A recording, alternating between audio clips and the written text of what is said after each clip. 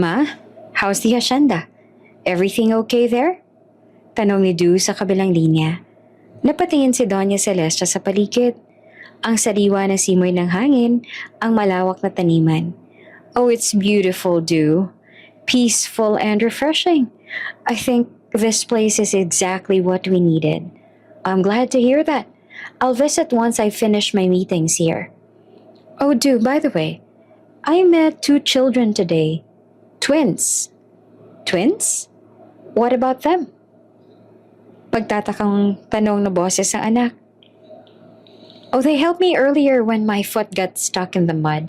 They were so polite, so gentle and... And what, Ma? They look exactly like you when you were a child. Both of them. Even the shape of their eyes, the smile, everything. Ma, come on. You're just missing me too much. Kids look alike sometimes. Maybe you're imagining it. No, Du, I wasn't imagining anything. When I looked at them, I felt like I was staring at you when you were little. It was uncanny. Ma, you're exaggerating. I'm sure they're just cute kids you happen to like. Don't overthink it. Habang nakatingin pa rin siya sa lupain ng hasyenda, may kakaibang pakiramdam sa kanyang puso. Isang pakiramdam na maaaring may malalim na dahilan ang pagkikita nila ng kambal. Bago ka pa lang sa channel neto, ibang kwento ni Ate Jane, istorya mo, ikwento ko. Huwag kalimutang pindutin ang notification bell at subscribe button.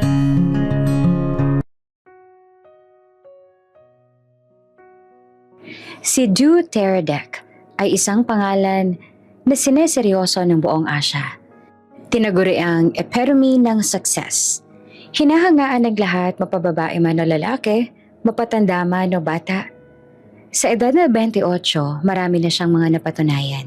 Siya na ang presidente at CEO ng isang malaking kumpanya na namana pa sa kanyang ama, ang Teradek Group of Companies, isang multi-bilyong conglomerate na sumasaklaw sa real estate, telecommunications at finance. Nakapagtapos sa mataas na universidad kaya naman hindi na nakakapagtaka kung bakit maalam ito sa negosyo. Matangkad, matipuno, ang pangangatawan. At ang matatalim nitong mata ay laging puno ng misteryo at tila ba ito rin ay nangungusap. Halos lahat ng empleyado ng kumpanya ay siya ang iniidolo. At syempre, isa rin doon si Vina San Jose, isa sa janitress ng kumpanya. Si Vina ay isang simpleng dalaga na 22 taong gulang pa lamang. Kabaligtaran ng kay Du ang buhay. Siya ay payat at may mahabang buhok na lagi nakatali. Maganda rin naman ang dalaga. Sa katunayan ay meron ding mga humahanga sa ganda niya, lalo na sa maganda niyang mga mata. Hindi madalas na napapansin ng dalaga sa trabaho. Isa lang naman kasi siyang hamak na janitress. Sabi nga ng iba nagtatrabaho sa kumpanya na pag-aari ni Du, ang trabaho niya ay pinakamababa sa lahat. Pero syempre, swerte pa rin daw siya. Kasi sa Teradek Empire siya nakahanap ng trabaho. At syempre, malaking bagay na rin yon para kay Vina. Lalo pat kailangan niya ng trabaho para sa kanyang pamilya. Sa tuwing magkakasalubong sila ni Du sa hallway, kahit sandaling sulyap lang, alam ni Vina na ang lalaking iyon ang kanyang lihim na pangarap. Isang napakataas na pangarap na para sa isang kagaya niya ay tila ba napakalabo ng maabot. Ang simpleng ngiti ni Du ay sapat na para magbago ang takbo ng kanyang araw. O kahit sulyap lamang mula dito. Kahit nga hindi na siya nito tingnan. Masalayan niya lang ito, buo na agad ang araw niya. Ang binatang si Du ay bituin na pinapangarap ng lahat na maabot. At siya, si Vina, ay alikabok lamang. Isang gabi matapos ang matinding pulong, bumagsak ang pinakamalaking deal ni Du para sa quarter na iyon. 1 bilyong pisong proyekto ang nawala dahil sa kapabayaan ng kanyang board of directors. Kung kaya gano'n na lamang ang init at galit na naramdaman ni Du. Pagdating niya sa kanyang penthouse office sa 50th floor, madilim ang kanyang mukha dahil sa galit at disappointment. Naghanap siya ng kahit anong nakakapagpagaan sa kanyang loob. Bianca, I'm canceling the dinner. Just send me a bottle of Macallan 25. Mariing sabi niya sa kanyang telepono. Yes, sir. Natatakot naman na tugon ni Bianca, ang secretary ni Du. Pagkababa niya ng tawag, mariin siyang pumikit at sinubukang pakalmahin ang kanyang sarili. Ngunit tila hindi talaga mawala ang galit niya. Makalipas ang ilang minuto ay dumating ang takot na si Bianca, dala na ang makalyan na pinag-uutos niya. Nang makita ni Bianca ang itsura ng table ng boss, napalunok ito. Paano? Tila labis talaga ang galit ni Drew para magwala ito at ikinalat lahat ng dokumento ng laptop at computer nito ay nasa sahig na. Natatakot na umalis si Bianca para hindi na siya madamay sa matinding galit ng CEO.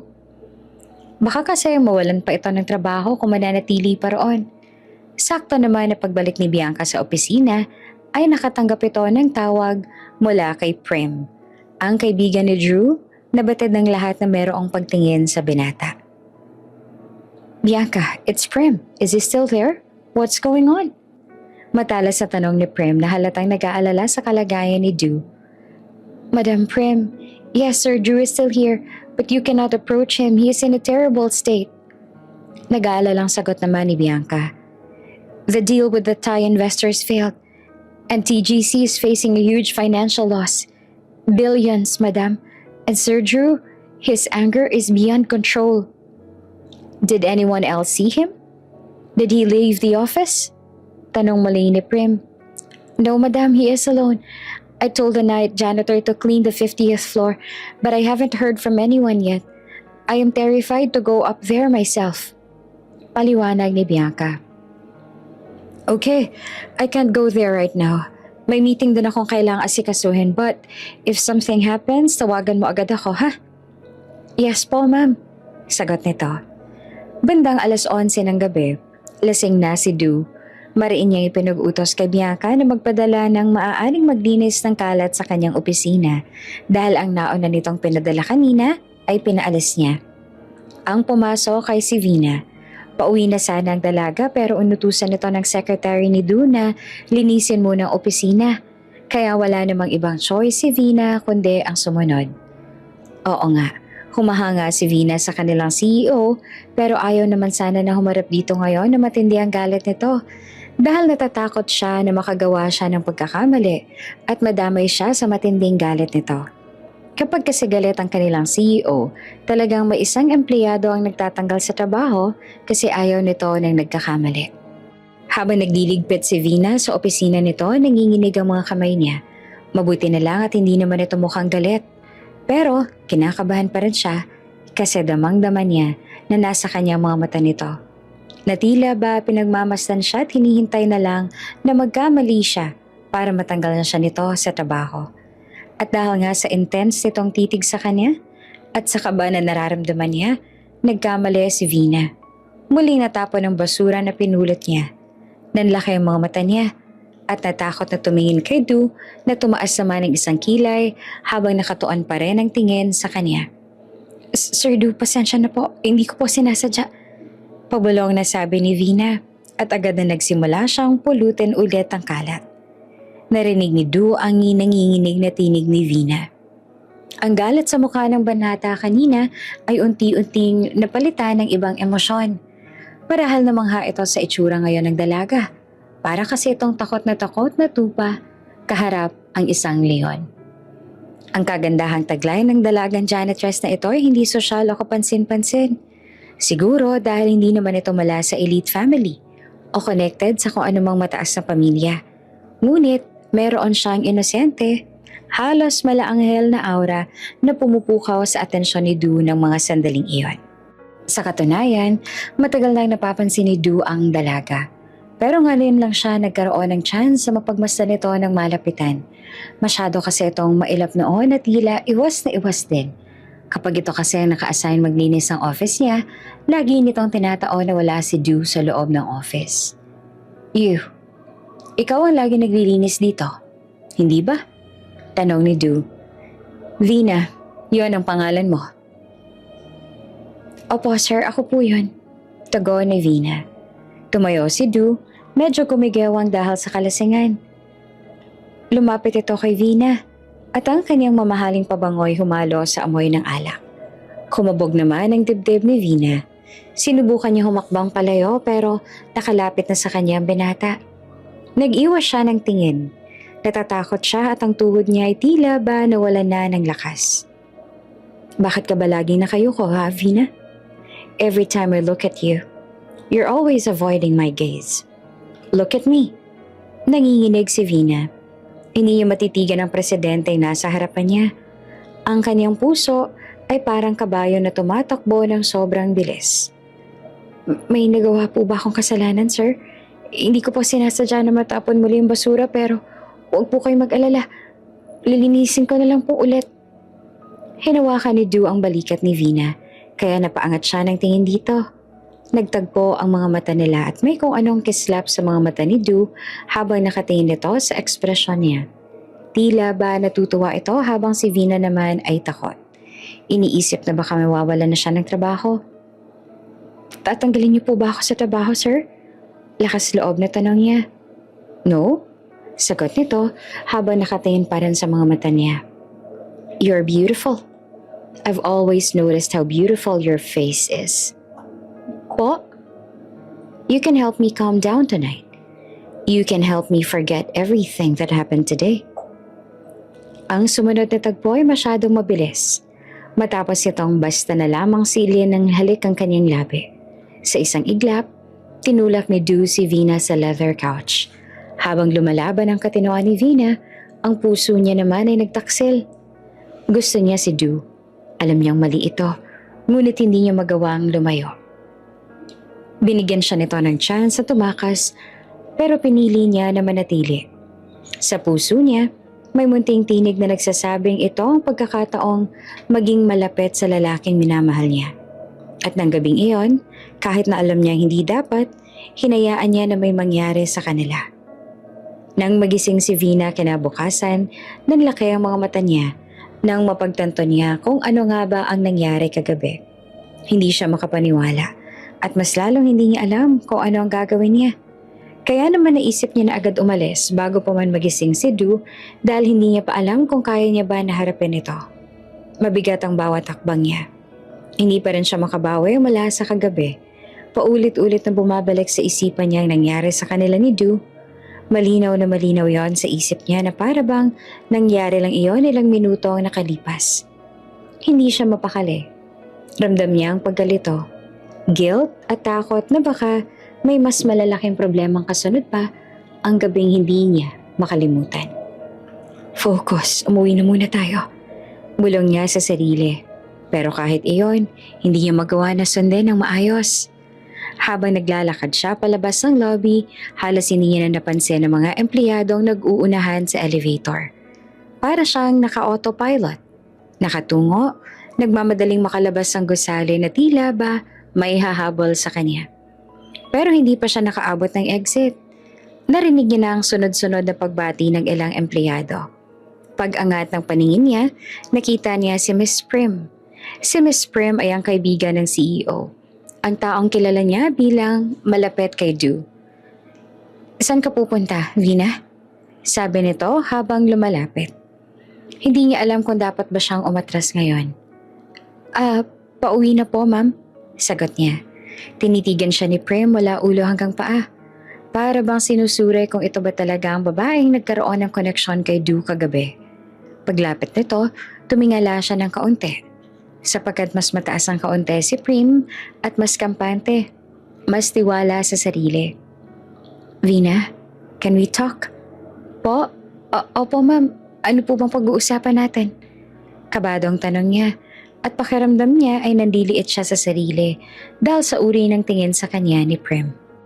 I want to know the truth. Don't lie to me. Did you know that Du and I actually have a relationship? Aha? Tanging nasabi niya. Hindi ko po alam. Ngumiti lamang si Prim. Ngunit mas lalong naging mapanganib ang aura nito. Of course you didn't. You wouldn't, would you? Sabi nito sabay iling na para bang nandiliit. But now you know, dahil ako na mismo ang nagsabi sa'yo. Hindi siya nakasagot. Muli nagsalita naman si Prim. At alam ko rin kung ano nangyari sa inyong dalawa kagabi. Nanigas si Vina. Hindi niya mapakilos ang dila. Ang kamay kahit simpleng paghinga ay parang naging mabigat. Napatingin siya kay Prim. Desperado na ipaliwanag ang sarili pero walang lumalabas na salita. You look surprised. Guilty even. Umiling ito. Don't bother explaining. Alam ko na ang buong nangyari. Alam ko kung bakit nangyari. Ma'am, pero sinabat siya agad ni Prim. He loves me, Vina. Mahal na mahal niya ako. Mariin ito ang sabi. Bawat kataga ay parang tunutusok siya. And I love him. We love each other so much. Kaya hindi namin kailangan ng kahit anong sagabal na maaaring gumulo sa relasyon namin. Lumapit pa si Prim sa kanya. He was drunk last night. Sabi ni Prim. You took advantage of him. Hindi totoo. He wouldn't do such a thing if he wasn't drunk. Kilalang kilala ko ang boyfriend ko. Hindi siya basta papatol sa kagaya mong mababang uri. Pagpapatuloy pa ni Prim. Walang puwang para kay Vina na depensahan ng sarili. You know that, don't you? Napatango na lamang si Vina dahil napagtanto niya na tama naman ang sinabi nito. So, here's what you're going to do. Sabi pa nito. You will not show yourself to him again. Ayokong magulo mo pa kami. Kung maaari ay kalimutan mo na rin ang nangyari sa inyo. At ako, patatawarin ko siya kahit paniloko niya ako. Hindi ka na dapat magpakita sa kanya. Do you understand? Napatigil ang paghinga ni Vina. Not tomorrow. Not next week. Not ever. Dagdag pa ni Prim. Or else, bahagya itong yumuko. Ang matay diretso nakatutok sa kanya. It will ruin what we have. At ayoko nasisira ang bagay na pinaghirapan kong buuhin at ipaglaban. And trust me, Vina, you don't want to see what I'm capable of. Para siyang nabuhusan ng yelo mula ulo hanggang paa sa sinabi nito. Hindi niya alam kung paano gagalaw, kung paano mag-react, kung paano tatayo. Parang sinakal siya ng biglaang takot. Itigil mo na kung ano man ang iniisip mong gawin o ina-assume mong mangyari bago pa lumala ang lahat sa pagitan naming dalawa. Sabi ni Prim. This is your only warning. At dahan-dahan lumakad palayo si Prim. Naiwan si Vina sa gitna ng lobby, tulala at halos lumutin ng galit.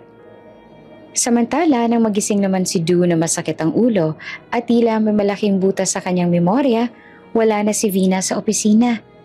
Ngunit ang natuklap na damit at naggalat na papel ay nagpahiwatig ng kanyang pagkakamali. Isang malaking panghihinayang na naramdaman niya na mapagtantong umalis ang dalaga at hindi ito hinintay na magising siya.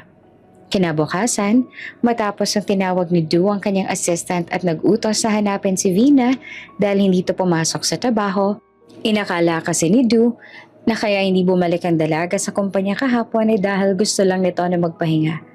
Pero hindi na ito bumalik kahit ngayong araw.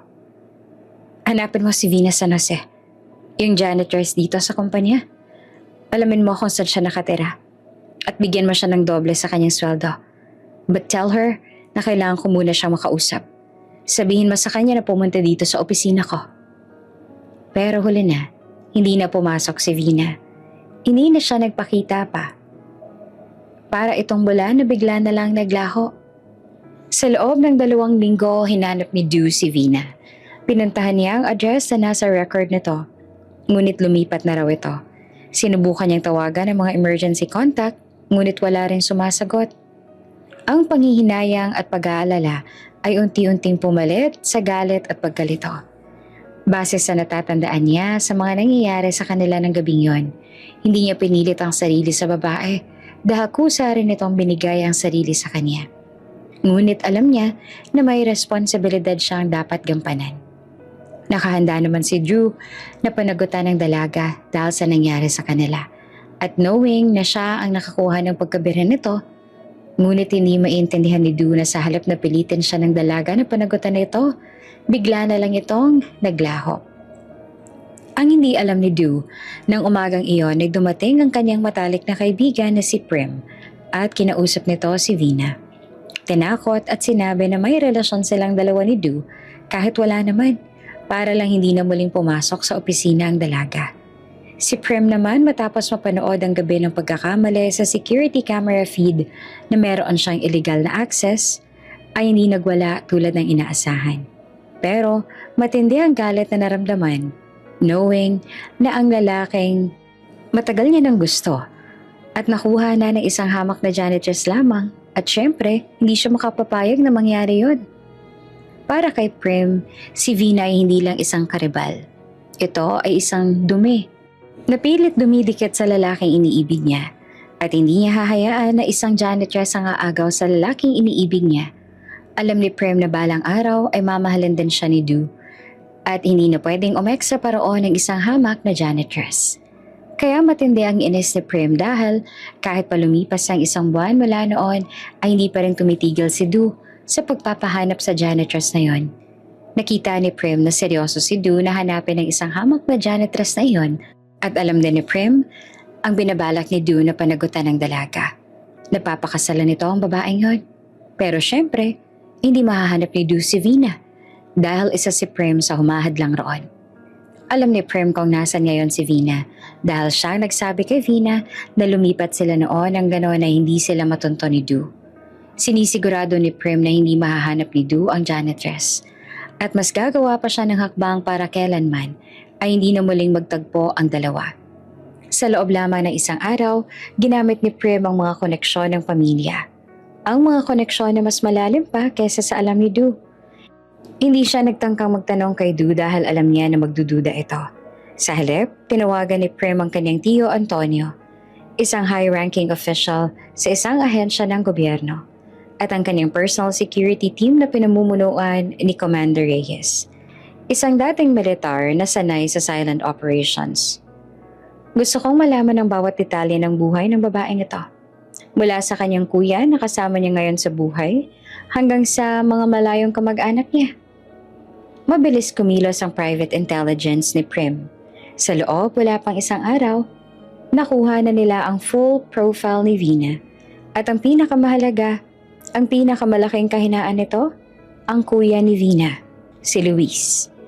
Si Luis, ang tanging pamilya ni Vina, ay ang pinagmula ng lahat ng paghihirap ng dalaga. Kilala sa kanilang komunidad sa Tondo bilang isang sugapa sa masamang bisyo. Si Luis ay may malaking utang na umabot na sa 100,000 sa mga matitinding loan shark. Higit pa rito, natuklasan ni Commander Reyes ang isang pending na kaso laban kay Luis na may kaugnayan sa illegal na droga. Isang kaso na madaling i-activate kung may sapat na pressure mula sa matataas na posisyon. Ang lahat ng impormasyong to ay nakalagay ngayon sa isang itim na portfolio, ang ultimate weapon ni Prem. Mas lalo pang lumalim ang kagustuhan ni Prem na mawala na sa landas niya si Vina matapos siyang magduda na nagdadalang tao ito. Kung kaya nang makuha niya ang lahat ng impormasyon na kailangan niya, ay agad niya itong pinuntahan muli. Vina San Jose? Alam ko naghihintay ka ng bisita, sabi ni Prem. Kasama nito ang 2 malalaking bodyguard na nagparamdam kay Vina na wala siyang takas. Huwag ka mag-aalala, Vina. Hindi ako pumunta rito para manakit. Pumunta ako rito para umalok ng solusyon. Sinimulan ni Prem, nilapag ang itim na portfolio sa mesa. I know everything, Vina. Alam ko rin ang tungkol sa kuya mo. Ani ni Prem. Binuksan nito ang portfolio at tinulak ito sa harapan ni Vina. Ang mga mata ni Vina ay nanlaki sa takot. Hindi siya natatakot sa sarili niya, kundi sa kanyang kuya. Ang portfolio ay naglalaman ng mga larawan ni Luis habang tumatanggap ng shabu sa isang tagong lugar. Mga receipt ng malaking utang na may karampatang mataas na interes. At ang pinaka nakakapangalabot, ang isang police document na nagpapakita ng warrant of arrest na handa nang i-activate. Alam mo kung gaano kaseryoso ang kasong to. Alam mo na ang mga tao nagpapautang sa kanya ay hindi nagbibiro. Kung hindi ka kikilos, ang kuya mo ay hindi lang makukulong. Posibleng hindi na siya makita pa. At dahil dito, Vina, gusto kong malaman mo na meron akong kapangyarihan na kontrolin ang kapalaran ng kuya mo. Paliwanag ni Prem. Kung gugustuhin ko, ngayon din mismo, ay pwedeng-pwede na siyang makulong or else, mapatay At ang mga tauhan ko palalabasin lamang nila dahil iyon sasangkot siya sa droga. Nagsimulang umiyak si Vina. Huwag mo siyang idamay. Walang kinalaman ng kuya ko sa nangyari. Oo, may kinalaman siya. Dahil siyang dahilan kung bakit nagtatrabaho ka ng sobra. At nagiging available ka sa gabing iyon. Matalas na sabi ni Prim, kaya kung talagang mahal mo ang kuya mo at ayaw mo siyang mawala, narito ang aking offer. Inilabas si Prim ang isang checkbook at isinulat ang isang malaking halaga. 1,000,000 piso. Sapat para bayaran ang lahat ng utang ni Kuya Luis at makapagsimula sila ng bagong buhay sa probinsya. Ito ang presyo ng iyong katahimikan at pag-alis. Kukunin mo ang pera, aayusin ko ang kaso ni Luis at bibigyan ko siya ng clean slate. Ngunit sa isang kondisyon, Vina, mawawala ka. Magiging patay ka para sa amin. Hindi mo na muling tatawagan si Du. Hindi ka na magpapakita sa Maynila. At hindi mo na ipapaalam kay Du ang tungkol diyan sa dinadala mo ngayon.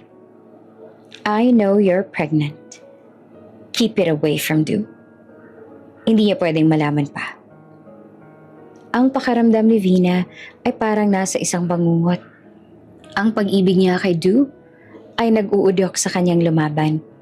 Ngunit ang takot sa kaligtasan ng kanyang kuya at ang survival instinct para sa inosenteng bata sa kanyang tiyan ay mas matindi. Kung mananatili siya, lalabanan niya si Prim. Ngunit ang laban ay magiging marumi at si Luis ang magiging collateral damage. Puno ng kirot, kinuha ni Vina ang check at ang portfolio. Tinatanggap ko. Hindi na ako magpapakita. Pangako. Pero sana, bigyan mo ng kapayapaan ng kuya ko. Compliance is the only thing I could offer. Mariing sagot ni Prim. At tandaan mo, ang koneksyon ko ay umaabot sa buong Pilipinas. Pag nakita ko nagpakita ka, o sinubukan mong makipag-ugnayan kay Du o sa pamilya Teardec, sisiguraduhin ko na nasa kulungan mabubulok si Luis. At ikaw, at ang magiging anak na to, ay damay din. Umalis si Prim na may ngiting tagumpay matapos siyang makipagkasundo. Iniwan si Vina na umiiyak sa harap ng check. Ang pera na simbolo ng kanyang kaligtasan at kanyang matinding sakripisyo. Matapos tanggapin ni Vina ang ultimatum ni Prim, ang 1,000,000 piso para sa katahimikan kapalit ng pagkawala niya, ang kanyang kaluluwa ay tila unti-unting namatay. Ang pera ay hindi kaligayahan. Ito ay isang presyo ng kanyang pag-ibig at ng pagkatao ng kanyang mga anak. Ngunit ang takot na makita si Kuya Luis na nakakulong o mapahamak dahil sa droga at utang ay mas matindi kesa sa kanyang sariling sakit. Patawarin mo ako, anak. Ito lamang ang paraang alam ko para maprotektahan ko kayong lahat. Bulong ni Vina habang hinahaplos ang kanyang tiyan. Ang kanyang pagbubuntis ay kumpirmado na at sa isang check-up nalaman niyang kambal ang kanyang dinadala. Ang balitang ito ay lalong nagpadagdag sa bigat ng kanyang dibdib. 2 inosenteng buhay ang nasa panganib. Dinala ni Vina si Kuya Luis sa isang liblib na bayan sa Northern Luzon. Ginamit niyang malaking bahagi ng pera para bayaran ang lahat ng utang ni Luis. Sa unang gabi nila doon, umiyak si Vina sa harapan ni Kuya Luis. Kuya, nagmamakaawa ko sa'yo, please.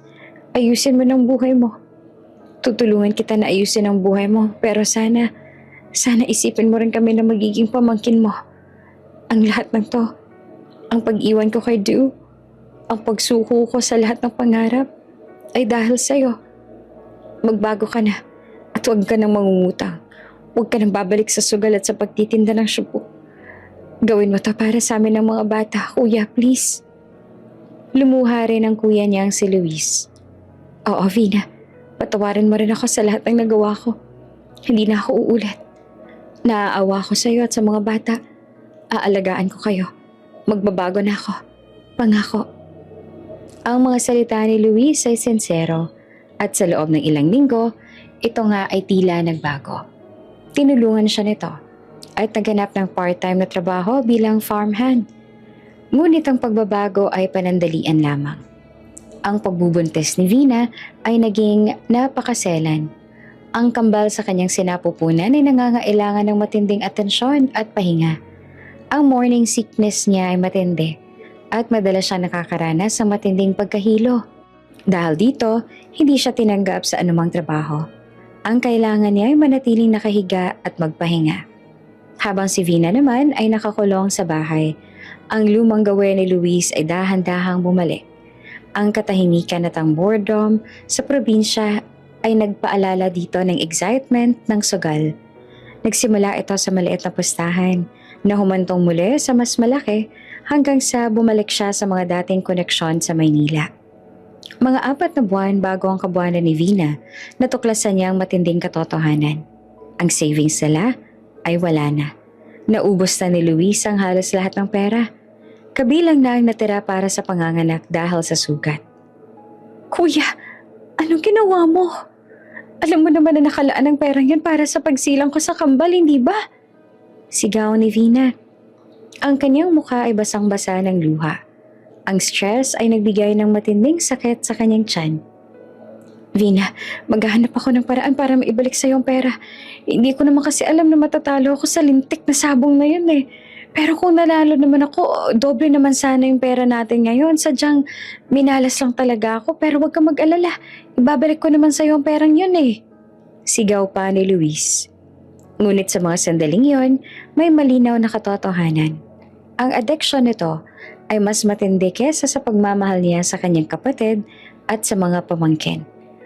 Kuya naman eh, iyon na nga lang ang meron tayo para sa mga anak ko yun. Alam mo naman na hirap na ako, nagawa mo pa talaga sa akin to. Babawi nga ako, ibabalik ko sa'yo yung pera. Kung makapagdrama ka naman rin, parang hindi ko naman babalik sa'yo ah. Huwag ka mag-alala, bukas ng bukas, hawak ko ng halagang yun. Umalis si Luis sa bahay, galit, at bumalik siya sa kanyang gambling den sa kanilang bayan. Naghahanap ng huling pagkakataon na makabawi.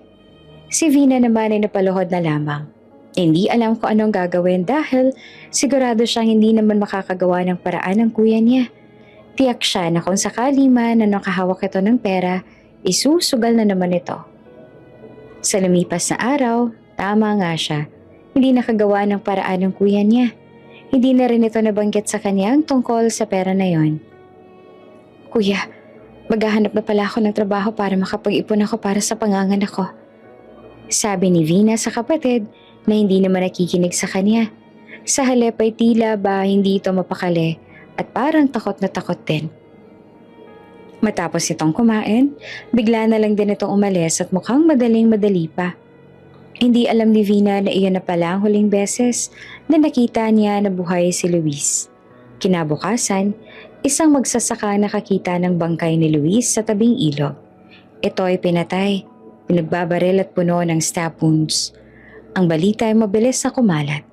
Ayon sa mga tao roon, ang koneksyon nito sa droga at ang utang ang pumatay dito. Sa kanilang bahay, ginawa ang simple at maliit na burol ni Kuya Luis. Wala siyang pera para sa disenteng libing. Nakaupo siya sa harap ng kabaong, ang kanyang tiyan ay malaki pa, at ang kanyang kalungkutan ay tila walang hanggan. Pero ang kanyang kalungkutan ay napalitan ng matinding takot nang pumasok ang mga bisita. Hindi sila mga kaibigan, kundi ang mga loan sharks na inutangan ni Luis. Pinamumunuan sila ni Ricardo Tiamzon, ang pinuno ng isang crime syndicate na may matinding koneksyon sa Maynila. Vina San Jose, kinalulungkot namin ang nangyari sa kuya mo. Pero ang business ay business. Simula na Ricardo. Ang boses ay tila yelo. Inihagis nito ang isang folder sa ibabaw ng kabaong ni Luis. Ang kuya mo ay nag-iwan ng utang na hindi nabayaran. Ang total, 2 milyong piso. Kayo lang ng mga magiging anak mo ang kanyang pamilya dito. Kaya kayo ang magmamana ng utang. Nanigas si Vina. Wala akong pera. Ang lahat ng pera namin ay inubos niya. Buntis ako. Wala akong trabaho. Ngunit si Ricardo, ngiti naman na nakakakilabot. Alam ko, kaya nga kami narito. Para sabihin sa'yo to, Vina. Hihintayin namin na makapanganak ka at makahanap ng trabaho para mabayaran mo kami. Pag sinubukan mo na tumakas sa amin, hindi lang ikaw ang mapapahamak, kundi pati na rin ang batang yan sa sinapupunan mo. Sa totoo lang, sa lahat ng mga nangyari sa buhay niya, ngayon para bang wala na siyang luha na maitulo pa. Hindi niya na rin alam kung paano pa bang uunahin niyang iisipin at pag-isipan ng maaaring maging solusyon. Nagdadalamhati pa siya sa pagkawala ng kuya niya, ngunit heto at may bagong pagsubok na naman siyang kakaharapin. Ang pagkamatay ni Kuya Luis ay nag-iwan ng isang malalim na sugat kay Vina. Ngunit ang takot na dulot ng mga pinautangan nito ay mas matindi pa. Si Ricardo Tiamzon at ang mga tauhan nito ay nagbantay sa buong bayan na tinitiyak na hindi makakaalis si Vina.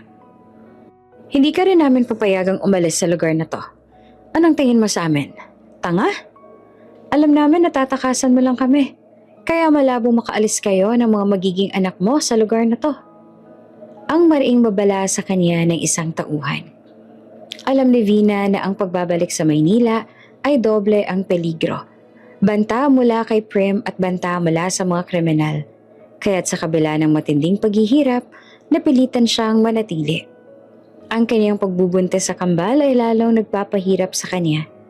Ang kanyang kondisyon ay napakaselan na nagdudulot ng matinding pananakit ng likod, madalas na pagkahilo at pag-ubo dahil sa paghina ng resistensya niya sa labis na stress.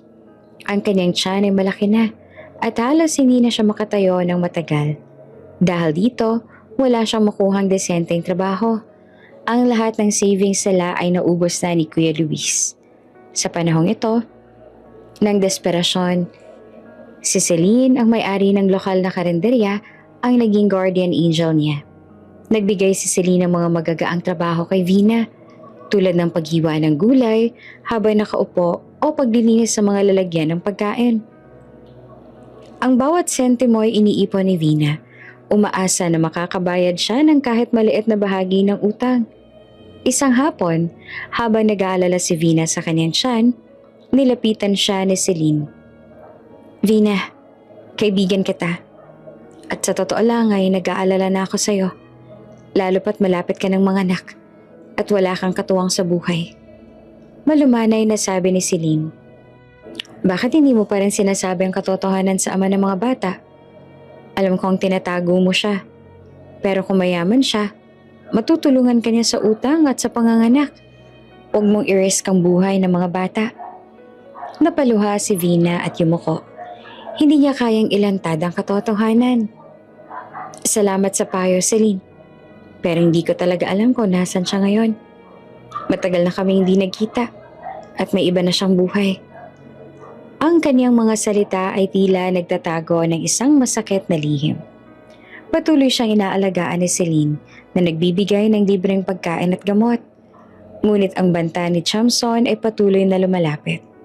Sa pagpasok ni Vina sa kanyang 9th month ng pagbubuntis, natanggal niya ang panghuling babala. Isang salyadong sobre ang inihagis sa kanyang munting bintana. Kailangan niya nang humanap ng paraan para mabayaran ang utang ng kuya, kundi pati ang mga batang isisilang niya ay mapapahamak. Maaga pa lang ay nasa karinderya na si Vina. Katulad ng nakagawian, tuwing may pasok. Palagi naman siyang pagod dahil marami siyang trabaho. Iba ang trabaho niya dito sa karinderya, pero ngayong araw ay may ibang pagod na naramdaman niya. Iba ang sakit sa kanyang balakang. Habang nag-aabot siya ng ulam sa isang lalaki, biglang parang binilutan ng tiyan niya mula sa loob. Napasinghap siya, napahawak sa tiyan, at halos mabitawan ang sandok. Vina? Uy, bakit? Tanong ni Celine habang mabilis na lumapit. Celine, masakit. Ang lakas parang... Hindi niya na natapos. Isa pang bagsik na kirot ang dumaloy sa tiyan niya, pababa sa balakang. At halos mapaluhod siya kung hindi siya nasalo ni Celine. Mukhang manganganak ka na, tarantang sabi ni Celine. Hindi pa dapat. Pigil ni Vina habang mayak-ngiyak. Pero ramdam niyang hindi na siya makakapag-antay pa. Iba ang sakit ngayon. Mas malalim, mas padiin, at mas paulit-ulit. Halika na, dadalhin na kita sa ospital. Mabilis na sabi ni Celine. Sabay sigaw sa mga kasama. May manganganak, tulong! Tulungan niyo kami, manganganak na si Vina! Mabilis ang lahat. Ilang sandali lang nasa tricycle na sila at bawat lubak sa daan ay parang patalim naman na tumutusok sa katawan ni Vina. Lalo nang nadagdagan ng sakit na nadarama niya. Kinakagat niya ang labi at pinipigilan na hindi mapasigaw dahil sa takot, kirot at kaba na sabay-sabay na lumalamon sa kanya. Pagdating sa ospital, mabilis siyang inasikaso ng mga nurse. Yung puting ilaw sa kisame, yung amoy ng alkohol, iyon ang huling nakita niya bago siya tuluyang dinala sa delivery room. Sa pagitan ng mga sigaw, utos ng mga doktor, tumulo ang luha ni Vina. Hindi ko alam. Anong buhay ang maibibigay ko sa kanila? Nanginginig yung bulong habang hinahabol ang hininga. Ramdam ang bawat paghilab ng tiyan. Miss, push! Sigaw ng doktor. Pero sa loob-loob niya, mas malakas ang sigaw ng pangamba. Mag-isa siya, wala siyang matatakbuhan maliban kay Celine. Wala na rin siyang pamilyang handang kumalinga. At ang ama ng mga anak niya, kahit kailan, hindi niya naramdaman ang pag-iral nito sa gabing iyon. Miss, isa pa! Lumalabas ang una. Sa gitna ng sakit at luha at pagkalito, narinig niya ang unang iyak. Isa pa! Miss, yung pangalawa naman! At sa pangalawang pag-iyak na narinig niya, doon siya tuluyang napahagulgol. Dalawa sila. Dalawang buhay. Dalawang inosenteng nilalang na umaasa sa kanya at di niya alam kung paanong magsisimula. Congrats, Miss! Healthy ang babies mo. Magpahinga ka muna. Sabi ng doktor bago siya tuluyang nilamon ng pagod at kadiliman. Nang magkamalay si Vina, puti na kisame ang una niyang nakita. Tahimik ang paligid. Mabigat ang katawan niya pero mas mabigat ang puso. Ilang sandali bago bumukas ang pinto at pumasok ang dalawang nurse dala ang kambal. Miss, eto na po sila. Ngiti ng nurse at iniligay sa kanyang tabi ang dalawang munting sanggol. Isang batang lalaki at isang batang babae. Parehong nakapikit. Parehong mapula ang pisngi. Parehong may maliit na ilong at manipis na labi. Parehong kahawig ng kanilang ama. Napatigil si Vina. Para siyang napatulala. Hindi maipagkakaila sa hugis ng mata. Sa korba ng labi, parang nakikita niya si Du sa dalawang batang ito. Pumikit siya at huminga ng malalim. Hinaplos ang maliit na noo ng kanyang mga anak. Pasensya na. Bulong niya na nanginginig ang boses. Pasensya na kung sa ganitong mundo ko kayo pinasok. Nahulog ang luha niya sa pisngi ng kanyang anak na babae. Isa pa sa anak niyang lalaki. Pero kahit mahirap, kahit ako lang, pangako. Pinunasan niya ang luha at ngumiti. Kahit masakit, kahit puno ng takot. Ibibigay ko sa inyo ang maayos na buhay. Gagawin ko ang lahat. Kahit anong hirap, kakayanin ko para sa inyo. Dahan-dahan niyang niyakap ang kambal at masuyong humalik sa kanilang ulo. Para bang doon siya humugot ng lakas. At sa unang pagkakataon mula nang iniwan siya ng tapang ng gabi, nakaramdam si Vina ng kakaibang lakas. Hindi dahil wala siyang takot, kundi dahil may dalawang munting nilalang na umaasa sa kanya. At sa sandaling iyon, ipinanganak hindi lamang ang kambal, kundi pati ang bagong lakas sa puso ni Vina. Isang inang handang ipaglaban ang lahat. 5 taon ang lumipas sa awa ng Diyos kahit papaano'y nakaraos naman sila ng mga anak niya dahil sa walang sawang pagsusumikap ni Vina sa buhay. Kahit papaano'y nabayaran niya na rin ang utang ng Kuya Luis niya at hindi na rin sila gaanong ginigipit nila Ricardo. Siyempre, araw-araw pa rin ang paniningil nito. Pero wala na iyong pagbabanta sa buhay nila ng mga anak niya. Siguro napagtanto rin ni Ricardo na nagbabayad naman siya at marunong siyang sumunod sa usapan. Sadyang kapos lamang sa buhay. Si Nico at Nika ay 5 taong gulang na ngayon. Malulusog at masigla. Silang dalawa ay magkamukhang magkamukha. Tanging ang buhok lang ni Nika ang mas mahaba. Madalas nga sabihin ng mga ito at mga tao rito na mukha raw silang anak ng diwata dahil sa kulay ng kanilang mga mata at kutis na mapuputi. Kulot din ang brown nilang mga buhok kaya madalas tinatawag din silang batang Santo Niño. Sa kabila ng kanilang inosenteng kalikasan, alam at kita ni Vina na ang pagkakahawig nila kay Du ay hindi maitatago. Lalo na ang maliit, kakaibang hugis ng birthmark sa balikat nilang parehong-parehong kay Vina. Araw iyon ng Sabado kaya napagpasyahan ni Celine ang ninang ng kambal na dalhin sila sa parke para mamasyal. Abot langit ang saya ni Nico at Nika habang tumatakbo. Naghahabulan at sumisigaw ng, "Ninang, tingnan mo kami! Dahan-dahan lang, baka madapa kayo." Sigaw naman ni Celine, ngunit natatawa ito habang sinusundan ng dalawa. Habang naglalakad sila pa uwi, may napansin naman si Celine na isang magarang sasakyang itim. Makintab at halatang mamahalin. Nakahinto ito sa gilid ng kalsada. Nakabukas ang hood nito at may isang lalaki na nag-aayos ng gulong. "Ninang, may nasiraan," sabi ni Nico sabay turo sa sasakyan. Hindi muna pinansin niyo ni Celine dahil may kausap pa itong babae. Ngunit ang kambal, dahil likas na mausisa talaga ay napatigil nang biglang may bumukas sa pinto mula sa mamahaling sasakyan. Lumabas mula roon ang isang babae. Hindi simple ang babae, kundi isang ginang na sobrang ganda. Maayos ang ayos ng buhok, mamahalin ang suot, at may tindig na para bang isang donya o reyna sa mga pelikula. Napamangha si Nika. "Kuya, ang ganda niya," bulong nito. "Oo nga, parang prinsesa," sagot pa ni Nico. Habang naglalakad ang ginang papalapit sa likod ng sasakyan, hindi nito napansin ang isang malalim na parte ng lupa. Sa isang iglap, nalubog ang paa nito sa putikan. "My God!" Gulat na sabi ng ginang. Napakunot ang noon nito. Halatang naiirita pero pilit pa rin kalmado. Napatakbo agad ang kambal. "Hala, naputikan po ang paa ninyo," sabi ni Nico. "Oo nga po, halika po, tutulungan po namin kayo," dagdag pa ni Nika. Nagulat ang ginang, ngunit agad ding napangiti at nagpatulong sa cute na kambal. "Ang babait naman ninyo," sabi nito. "Thank you, mga apo." Tiningnan nito ang dalawang bata ng mas matagal. Halos hindi nito matanggal ang tingin sa magkapareho nilang mukha. Parehong bilog ang mga mata, pareho ang korba ng ilong, pareho ang ngiting mabilis makahawa. "You two look exactly alike," sabi nito habang nakatitig pa rin sa kambal. "At parang kamukhang kamukha niyo ang isang kakilala ko." Nagkatinginan ang kambal. "Talaga po?" tanong ni Nika. "Oo naman," sagot ng ginang bago kinuha mula sa kotse ang isang maliit na paper bag. "Eto, chocolates para sa inyo. Very good kayo." Namilog ang mata ni Nico. "Para po sa amin talaga to?"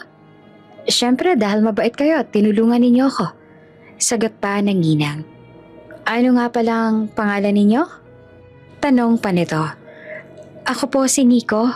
"Ako naman po si Nika." "So bakit kayo nandito? Namamasyal na ba kayo?" "Pauwi na po kami sa amin," sagot nila. "Kasama po namin si Ninang." Tumingin ang ginang sa sapatos niyang nabalot ng putik.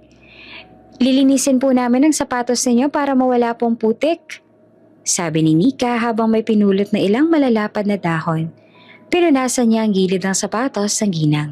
Sumunod naman si Nico. "Ako rin po para malinis na." Halatang nagulat at natuwa ang ginang sa kabutihan nila. "Ang babait niyo naman, para kayong munting angels." Nang makabalik na si Celine, nakita niyang eksena at agad na nag-sorry. "Ay, pasensya na po ma'am, makukulit lang talaga." Ngunit tinawa lang iyon ng ginang. No, they're wonderful kids. Very sweet." Pagkatapos magpasalamat ng paulit-ulit, bumalik na sa sasakyan ng ginang. Sumakay ito. Ngunit bago maisara ang pinto, sumilip ulit ito sa kambal. "I hope to see you again," sabi nito. "Opo, makikita niyo po kami ulit," sagot naman ang kambal. "Then, till next time." Pagkatapos ng nangyari, sabay-sabay na naglakad sina Celine, Nico at Nika pauwi sa kanilang bahay. Pagpasok pa lamang nila sa bakuran, kumakaway na agad ang kambal na para bang may malaking balitang gustong ibulalas. "Mama!" sabay sigaw ng dalawa.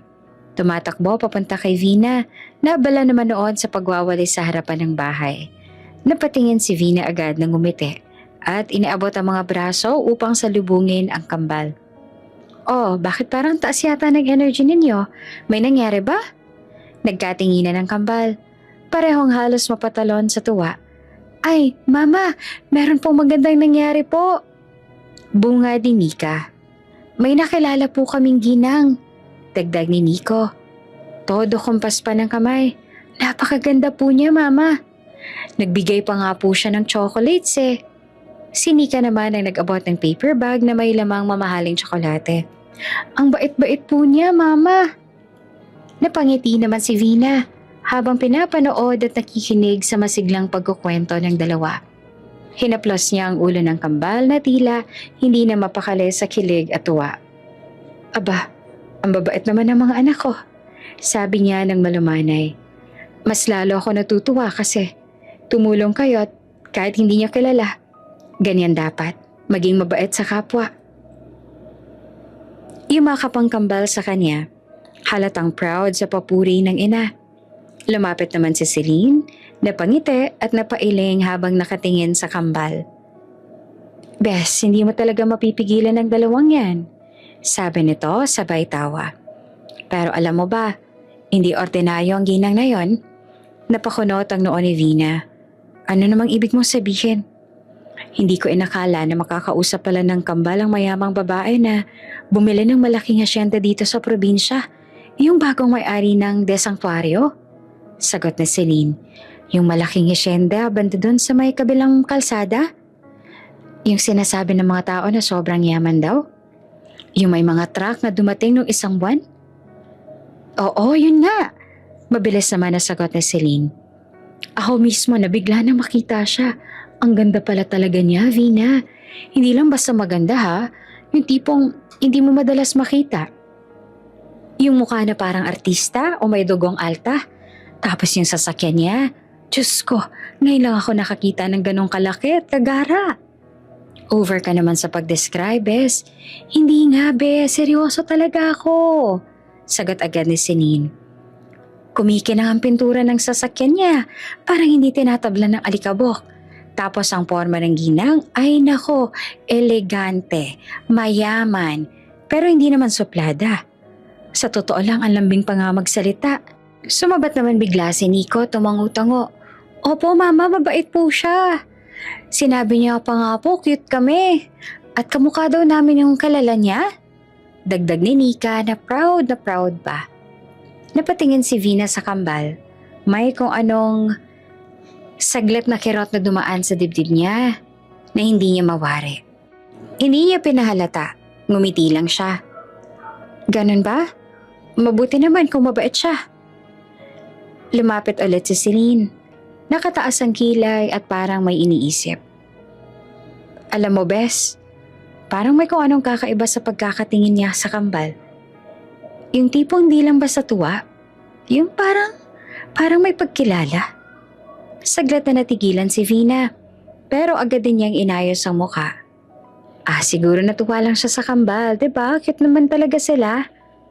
Oo naman, sagot na Celine.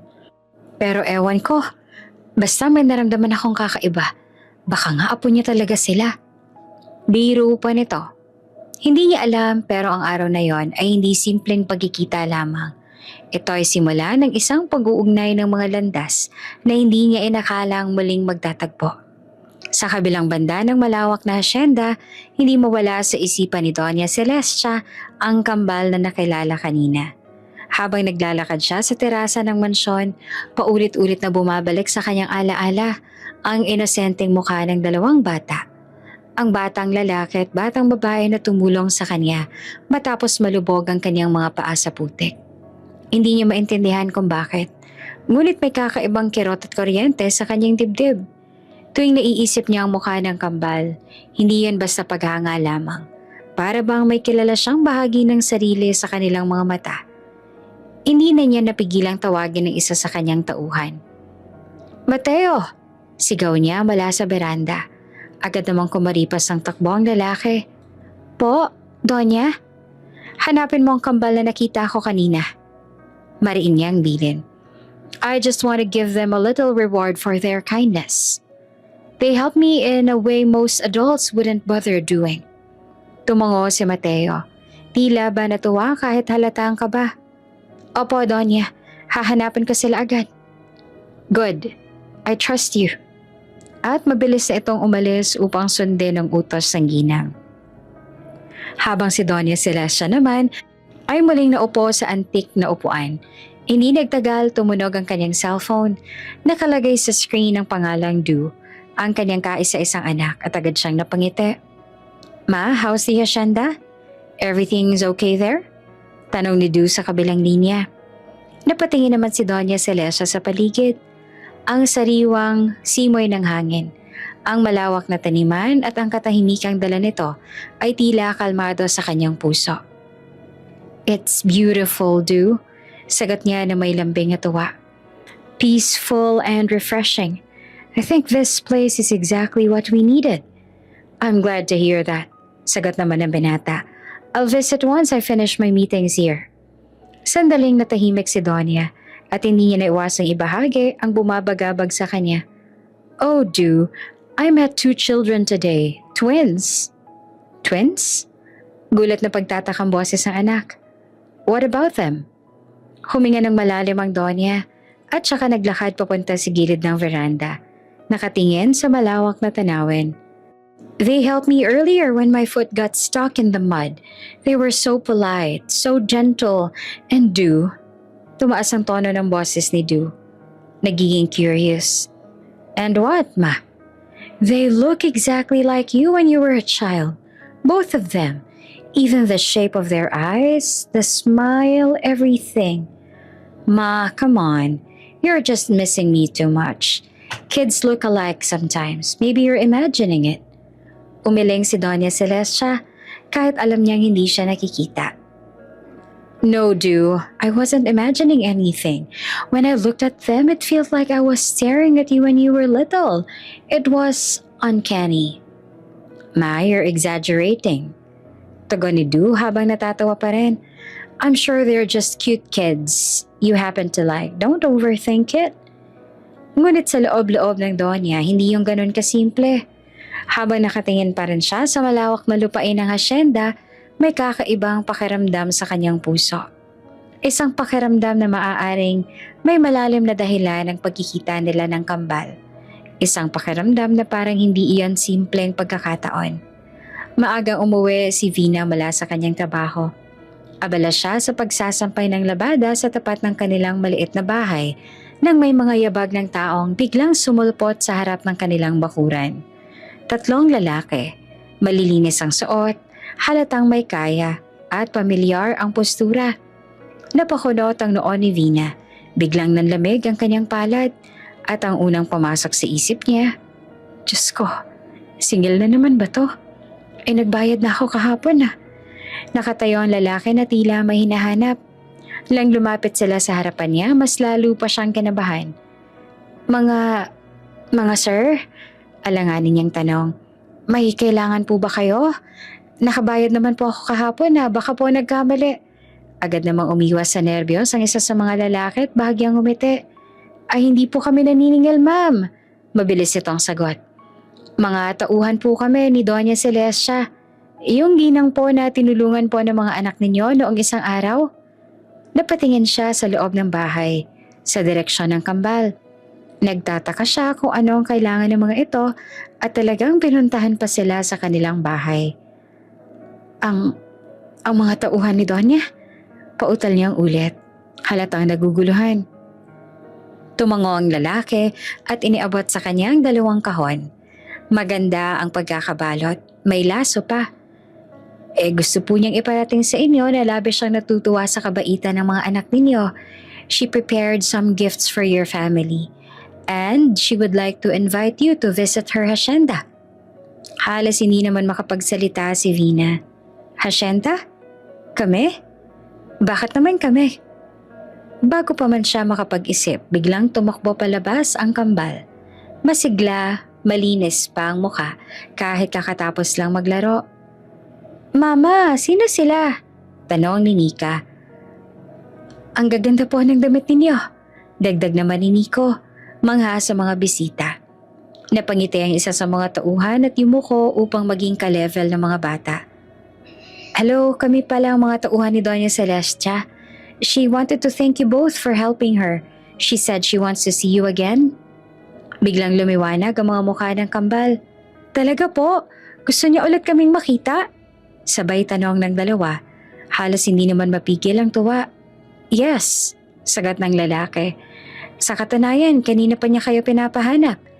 She was really impressed. Dinig ni Vina ang tibok ng kanyang puso. Hindi dahil sa tuwa, kundi dahil sa hindi maipaliwanag na kaba. Nilingon niya ang mga tauhan at magalang nang ngumiti. Sabihin niyo po kay Doña Celestia maraming salamat. Thank you po sa mga regalo. Bahagya siyang yumuko. Pag-iisipan ko po muna ang pagpunta. Kapag hindi po ako abala sa trabaho. Ngumiti naman na may paggalang mga tauhan. Nauunawaan po namin. Basta po ipaalam niyo lang po kung kailan kayo makakadalaw. Ipapaabot namin lahat sa Donya. Pagkaraan niyon, maayos silang nagpaalam at umalis. Pagkasara ng gate na pabuntong hininga si Vina at halos mapaupo sa kaba at pagkalito. Inilapag niya ang mga regalo sa lamesa. Sa sandaling iyon, lumapit naman si Celine na kakarating lang mula sa kabilang bahay. Bes, sinong mga yun? Ang yayaman ng porma.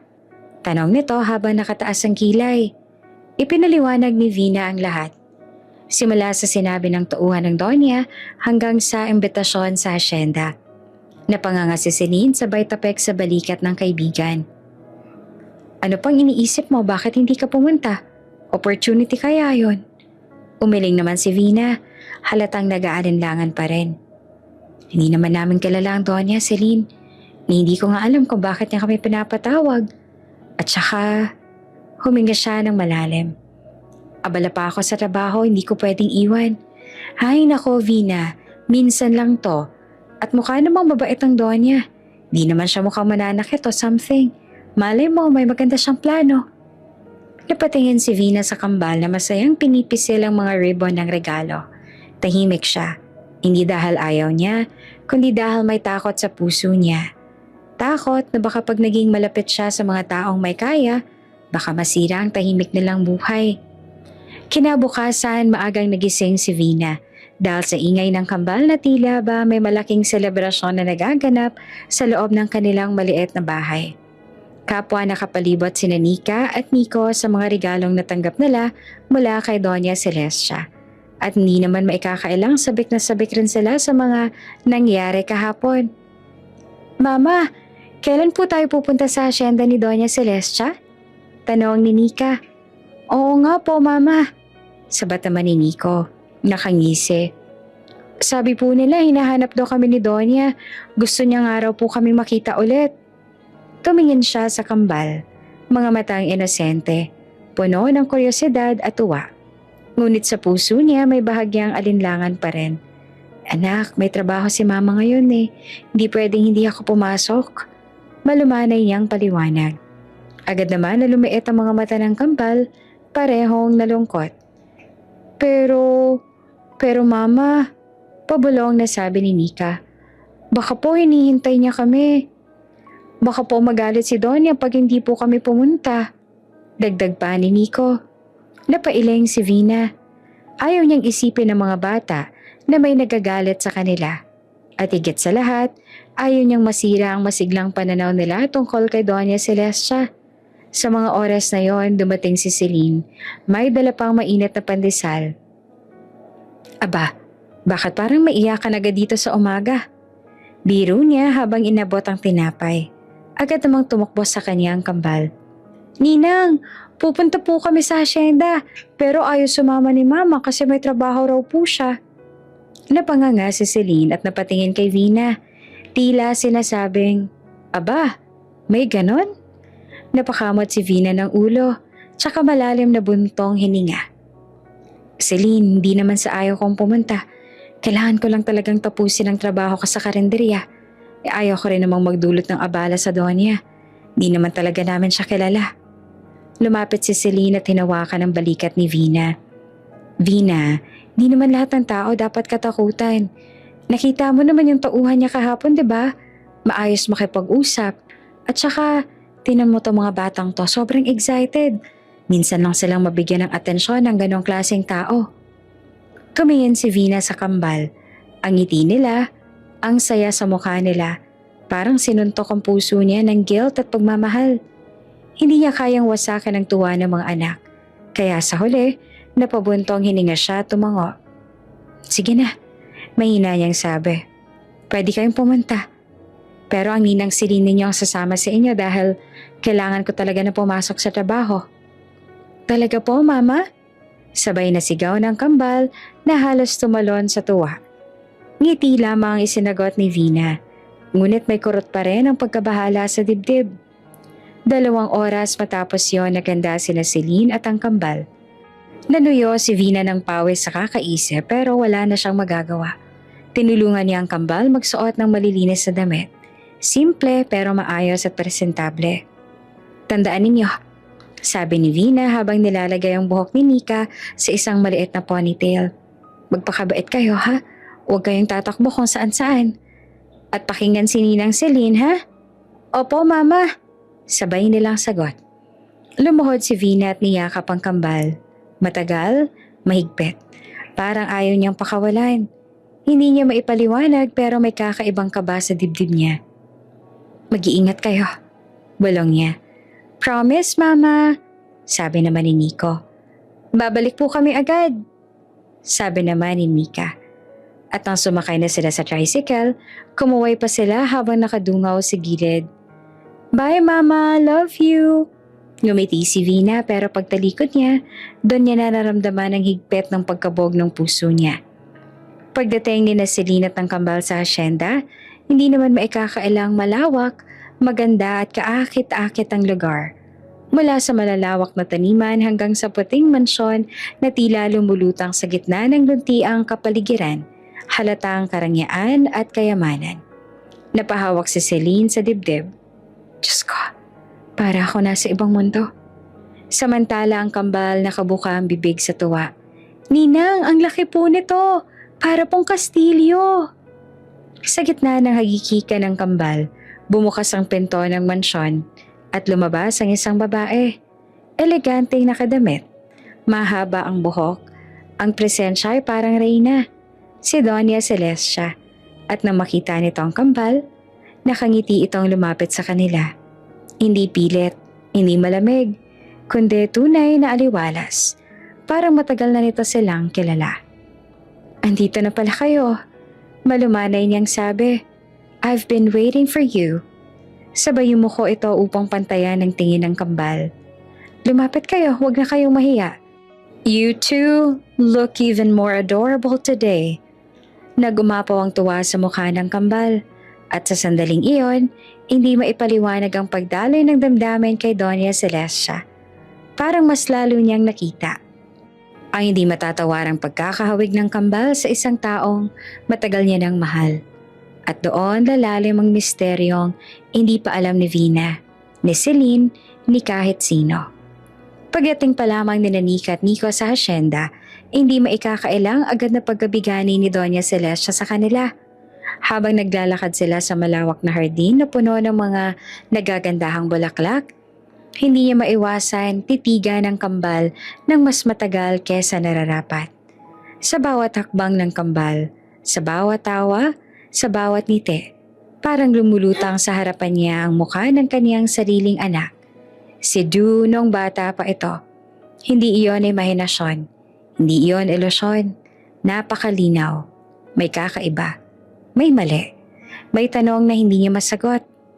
Habang abala si Celine sa pakikipag-usap sa isang katiwala, si Doña Celestia naman ay lumuhod sa lilim ng isang malaking puno ng akasya kung saan naglalaro ang kambal. Nika, Nico, tawag niya na malumanay ngunit may bahid ng pagtataka sa boses. Can I ask you something? Agad na tumigil sa pagtakbo ang kambal at lumapit sa ginang. Parehong nakangiti at walang kaalam-alam sa bigat ng tanong na gustong lumabas sa bigbig ng Donya. Opo, Donya. Sabay nilang sagot na halos pareho pa ang tono. Napahinga ng malalim si Doña Celestia. Tinitigan niya ang mga mukha ng bata, ang hugis ng mata, ang ilong, ang panga. pati ang paraan ng pagngiti. Hindi ito maaaring coincidence lamang. Ano ang pangalan ng iyong ina? Maingat yang tanong. Mabilis na nagliwanag ang mukha ni Nika. Si Mama Vina po. Masayang sabi niya. Ang bait-bait po ni Mama, lagi po niya kaming nilulutuan ng masarap kahit pagod siya. Tumango naman si Nico, sabay hawak sa kamay ng kapatid. Totoo po yun, Donya. Maganda po si Mama, tapos mabait. Hindi siya nagagalit kahit makulit kami. Lagi niya po kaming niyayakap bago matulog. Bahagyang lumuwag ang dibdib ng Donya. Ngunit kasunod nito, may pumasok na bagong tanong. Ang pinaka-importante. Ano naman ang pangalan ng iyong ama? Dahan-dahan niyang tanong. Halos nakahawak sa dibdib sa kaba ng kanilang sagot. Ngunit ang kambal sabay na umiling. Hindi malungkot, hindi kinakabahan. Simple lang, dire-diretso, inosente. Wala po kaming papa, sagot naman ni Nico. Inosenteng napatingin sa ginang. Hindi po namin siya kilala. Dagdag naman ni Nika, hinahaplos ang mga bulaklak sa tabi. At bago pa man magtanong ang Donya, sinundan pa ni Nico ang sinabi ng kapatid. Pero okay lang po yun, mabilis na sabi niya. Kasi happy naman po kami. Tumango si Nika, sabay ngiting abot tenga. Si Mama lang po ang kailangan namin at si Ninang Celine. Masaya po kami kahit wala kaming papa. Para bang tinamaan sa gitna ng dibdib si Doña Celestia. Hindi niya namalayang napatitig siya sa kambal ng mas malalim. Walang kilalang ama. Magkahawig kay Drew. Iisang araw lang silang nakita pero agad siyang hinanap. May parang malamig na hangin na dumaan sa kanyang isipan. At kung paano ngumiti ang kambal. Ganito rin ngumiti si Drew nung bata pa siya. Hindi niya ito matatanggihang katotohanan. Hindi niya alam kung dapat ba siyang matuwa o matakot. Pinilit ni Doña Celestia na ngumiti. Marahang hinaplos ang buhok ng kambal. I see, mahina niyang sabi. You two are very strong children and very brave. Nagkatinginan ng kambal at ngumisi sa kanya. Doña? Masayang tanong ni Nika. Babalik po ba kami dito ulit? Hindi agad nakasagot ang Donya. Tiningnan niya ang dalawang bata na parang tinatansya ang bigat ng bagong misteryong hawak niya ngayon. At sa huli, ngumiti siya.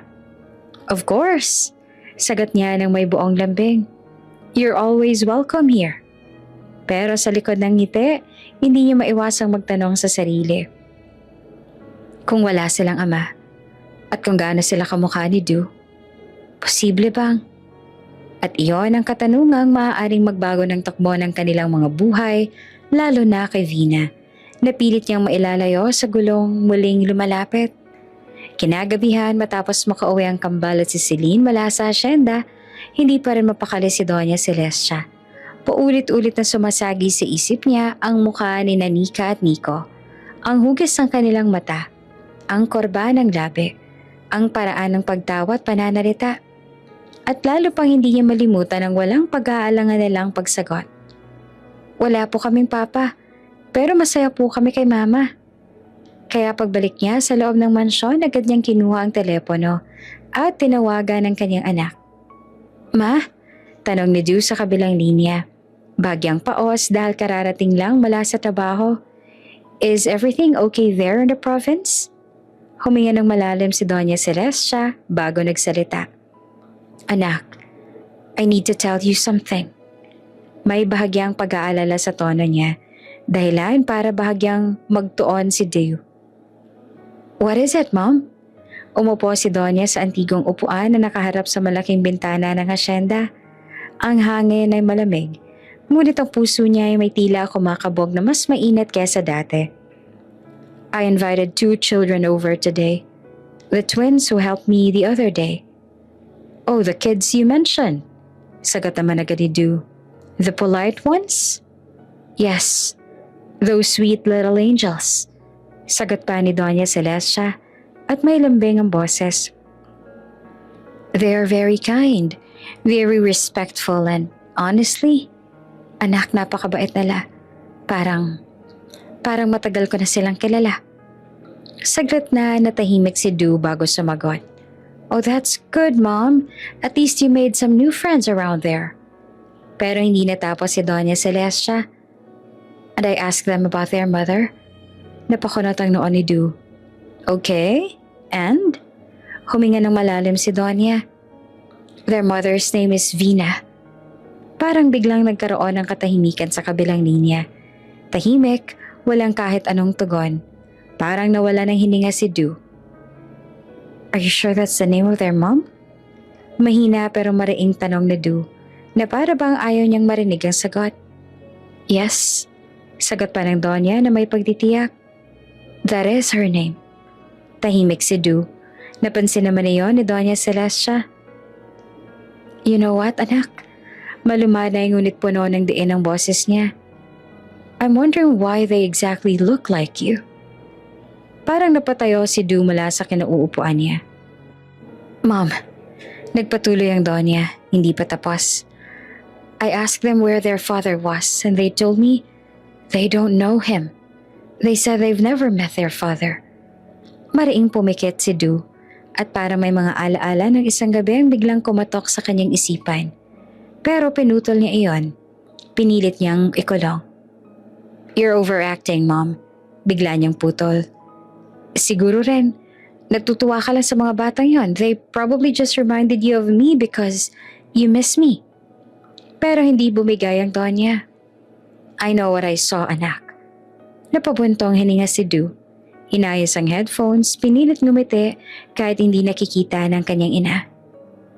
Mom, listen. Let's not jump into conclusions. Besides, I'll be there next week. Nagulat ang Donya. You're coming home? Yes, sagot ni Du na mas tiyak na ngayon. I want to organize a feeding program for the kids in the barangays and I want to oversee the preparations myself. Agad na lumambot ang puso ni Doña Celestia. Oh anak, that's wonderful. I will support that fully. Tell me what you need. I'll make all the arrangements. Ngumiti naman si Du kahit may tensyon pa rin sa loob niya. Thanks, Mom. See you soon. At nang ibaba ni Du ang tawag, saglit siyang tumingin sa salamin. At doon sa refleksyon ng sarili niyang mukha, tila ba nakita niya rin ang mukha ng kambal. Binanggit ng kanyang ina. At isang pangalang pilit niyang inaalala, Vina.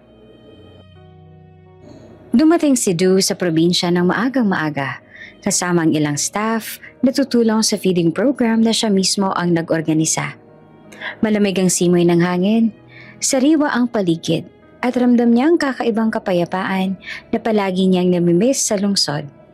Habang minamasan niyang eskwelahan na unti-unti na napupuno ng mga bata, hindi niya maiwasang maalala ang sinabi ng kanyang ina tungkol sa kambal. Hindi naman siguro, he told himself. Coincidence lang yun. Ngunit habang papalapit siya sa pila ng mga batang sabay kumuha ng pagkain, bigla siyang natigilan. Nakatayo sa unahan ng pila ang dalawang bata, isang babae at isang lalaki. Pagkasing tangkad, magkapareho ng ngiti at parehong may inosenteng tingin sa mata. At higit sa lahat, may kung anong pamilyar sa mga mukha nila na hindi niya maipaliwanag. Lumapit siya sa mesa pero hindi agad nakaabot ang kamay niya sa mga pagkain. Natulala siya, halos hindi makahinga. Napansin niyo ng mga bata kaya lumapit ang isa sa kambal, si Nico. Sir, okay lang po ba kayo? Inosenteng tanong nito, nakatingala sa kanya. Napatikim si Du, pilit na binabalik ang sarili sa ayos. Yeah, I'm fine, sagot niya. Pero hindi iyon lubusang totoo. What are your names? Masayang nagsabay ang dalawa. Ako po si Nika. Ako naman po si Nico. Para salang musika sa tenga ni Du, pero sa likod ng ngiting iyon ay naroon ang unti-unting tumitibok na kaba sa kanyang dibdib. Nice to meet you, he said, forcing a smile. Enjoy the food, okay? Nagpasalamat ang kambal at paalis sa sana nang may biglang umagaw sa atensyon ni Du. Sa batok ni Nico sa bahagyang natatakpan ng kwelyo, may maliit na marka. Isang hugis patak na birthmark na hindi niya makalimutang makita. Wait, tawag niya agad. Halos hindi napigilan ng bata. Can I ask something? That mark on your neck. Where did you get it? Tumingin si Nico, tsaka hinawakan ng batok na para bang bagay na normal lang. Birthmark ko po yan, sagot niya. Meron din pong ganyan ang kakambal ko. Opo, sabat naman ni Nika na masigla. Pareho po kami, tingnan niyo po oh. Inangat niya ng kaunti ang buhok niya sa batok. Parehong pareho. Hugis, kulay, lokasyon. At parang may biglang lumubog sa sikmura ni Du. Is that something you got from your mom? Mahina niyang tanong. Halos hindi makapaniwala sa nilalabas na salitang kaninay, hindi man lang sumagi sa isip niya. Opo, sagot ni Nika. Sabi ni Mama na mana raw po namin ito sa kanya. Para siyang binuhusan ng malamig na tubig. Sa utak niya, malinaw na malinaw ang larawan ni Vina noong gabing iyon. Malinaw pa sa alaala ni ng birthmark ni Vina na parehong-pareho ng sa mga bata. Napalunok siya, halos hindi makapagsalita. Anong pangalan ng mama ninyo? Vina po. Lalo siyang nanlamig. Ilang taon na kayo? Tanong niya na pilit pinipigilan ng panginginig ng boses. Malapit na po kaming mag-6. Masayang sagot ng kambal. At doon tuloy ang nanghina ang loob niya. 6? Kinumpit niya sa isip. 6 na taon. Mahigit 6 na taon na mula nang hindi niya matapos ang sariling iniisip. Ang mundo niya ay parang biglang umikot at ang ingay ng mga bata sa paligid ay unti-unting nilamon ng katahimikan na lumulunod sa kanya. Tumingin ulit sa kanya ang kambal. Walang kaalam-alam sa bigat ng sandali. Thank you po sa pagkain, sir. Masaya nilang sabi. Napangiti siya ng mahina, magaan pero puno ng paggalito. You're welcome. At habang lumalayo ang kambal dala ang kanilang pagkain, nanatiling nakatayo si Du doon, hindi makagalaw. Isang tanong lang paulit-ulit sa isip niya. Posible ba? O may hindi sinasabi sa kanya si Vina? Pag-uwi ni Du sa asyenda mula sa feeding program, ramdam niya ang kakaibang tensyon sa hangin. Halos bawat akbang niya sa malawak na pasilyo ng mansyon ay may dalang bigat sa puso. Ang mukha ng kambal, ang kanilang mga birthmarks, at ang hindi maipaliwanag na pagkakahawig sa kanya noon. Lahat ay sumasagi sa isip niya ng paulit-ulit. Pagpasok niya sa loob, sinilubong siya ni Doña Celestia. Halatang sabik at may halong kaba. Anak, kamusta ka na? Kamusta mga bata? Pasensya ka na kung di ako nakasama sa'yo ha. Sumama kasi biglang pakiramdam ko. Sabay ngiti ng Doña, may bahid ng pag-aalala sa mga mata. Huminga ng malalim si Du bago magsalita. Tila pilit kinokontrol ang damdamin na matagal nang pinipigil. Mom, I saw the children you were talking about today. And you were right. They look exactly like me. Their gestures, their smiles, even the way they talked. It's uncanny. And I have a feeling that they might be connected to me in some way. Napanganga si Doña Celestia. What do you mean by that, anak? You have to explain yourself. Please tell me everything. Tumingin si Du sa malayo. Sa bintana ng mansyon na nakikita ang malawak na hardin. Huminga siya ng malalim at sinimula ng matagal nang pinipigilang kwento. We used to have a janitress in our company. Her name was Vina. Very similar to the kid's mother name. Almost 6 years ago, something happened between us. That night, it was complicated. But after that night, she disappeared. I couldn't find her anywhere. Napahinto si Doña Celestia. Ang kanyang mga mata ay lumaki sa gulat at may bahid ng pagkabigla sa kanyang boses. Bakit hindi mo sinabi sa akin noon?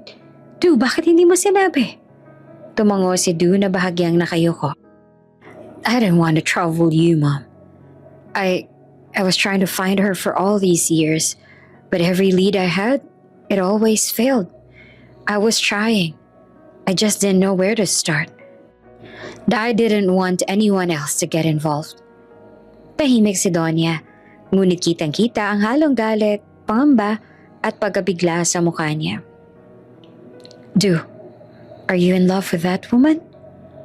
And if those twins happen to be your children, are you willing to marry her? What if she's alone, without anyone else? Huminga ng malalim si Du at tumingin sa kanyang ina. Matipay at tapat ang boses. That's what I've been planning since then, Mom. I've been waiting for the right time. For her and for the children. That night changed everything. And even though I didn't know where she went, I never stopped thinking about her. Napanganga si Donya at bahagyang tumingin sa kisame.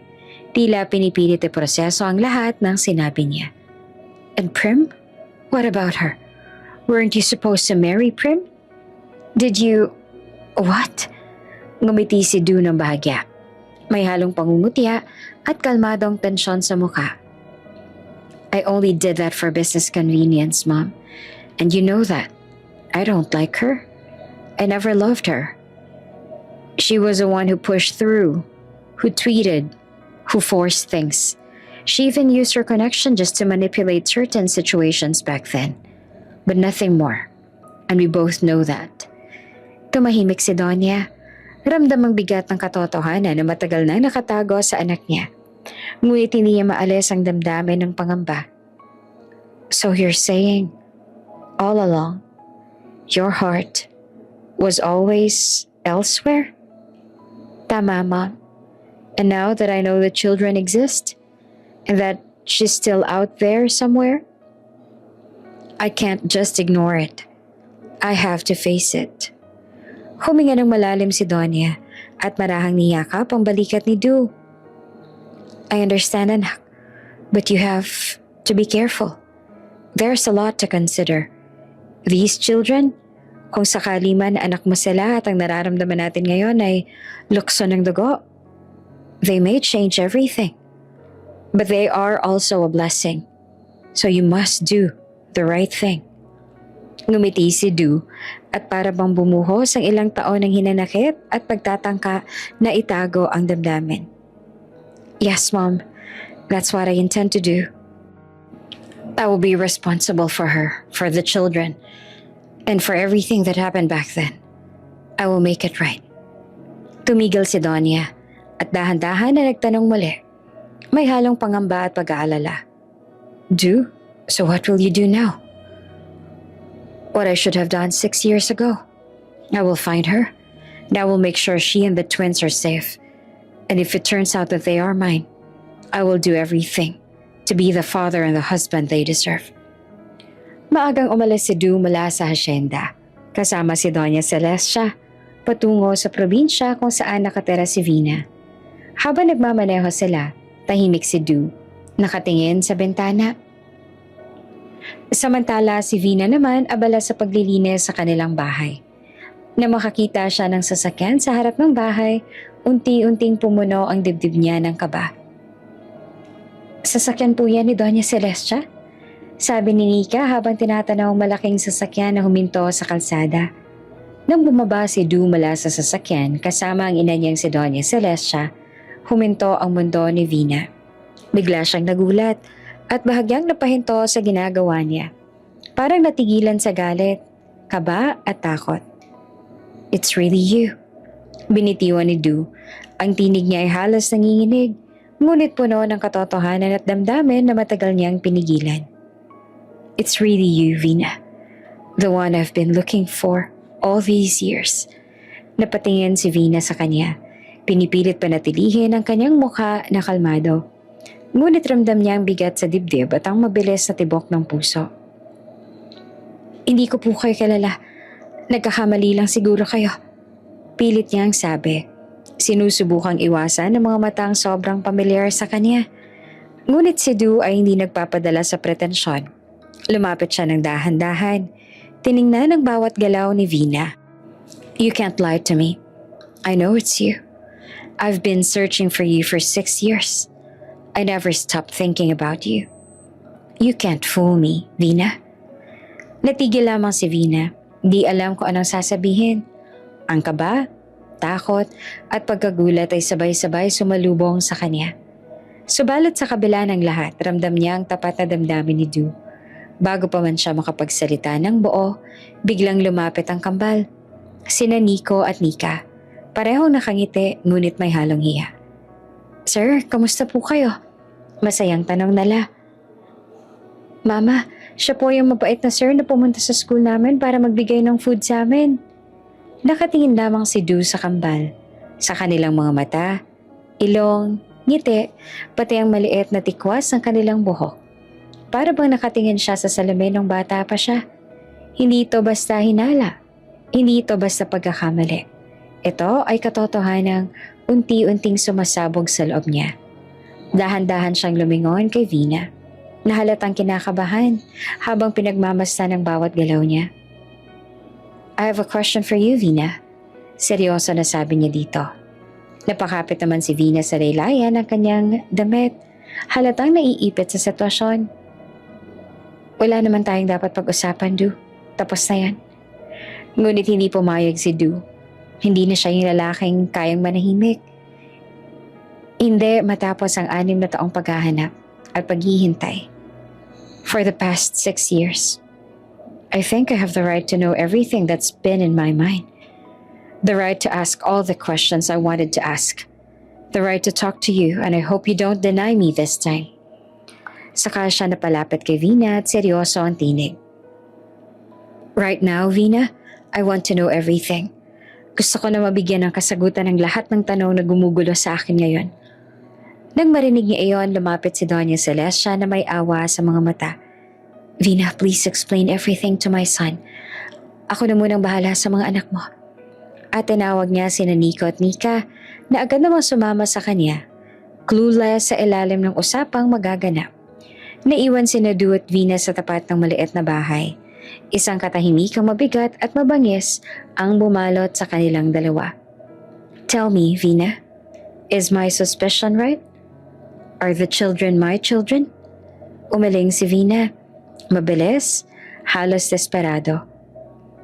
Hindi mo sila mga anak.